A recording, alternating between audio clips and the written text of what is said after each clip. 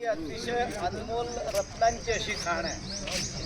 सगळ्यात पहिलं तर या ठिकाणी कवी संमेलन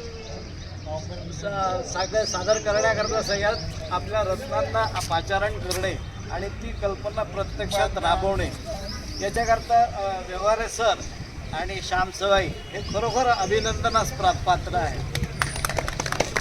आणि प्रत्येकाला स्मशानात जायचं म्हणजे खरं तर भीती असते आणि ती भीती आपल्या सर्वांच्या मनातून आजच्या पुरती तर नक्कीच निघून गेली आहे असं मला वाटतं। त्याच्यामध्ये की आपण अतिशय उच्च दर्जाचं असं कवी संमेलन एन्जॉय केलं आज।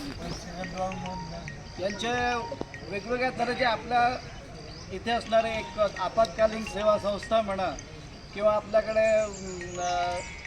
आत्ताच रिटायर झालेले राजा गोरे सर म्हणा, यांचं सगळ्यांचं जे उद्देश आहे ते खरोखर आपल्या इथल्या कारंजाच्या संस्कृतीमधूनच निर्माण झालं आहे असं मला वाटतं। आणि त्या सगळ्या निमित्ताने आपण आपली अतिशय उच्च दर्जाची संस्कृती आपण जपण्याचा प्रयत्न करूया आणि वेगवेगळे चांगले चांगले उपक्रम राबवणारे जे लोक आहेत त्यांना आपण प्रोत्साहन देण्याचा प्रयत्न करूया एवढं सांगून मी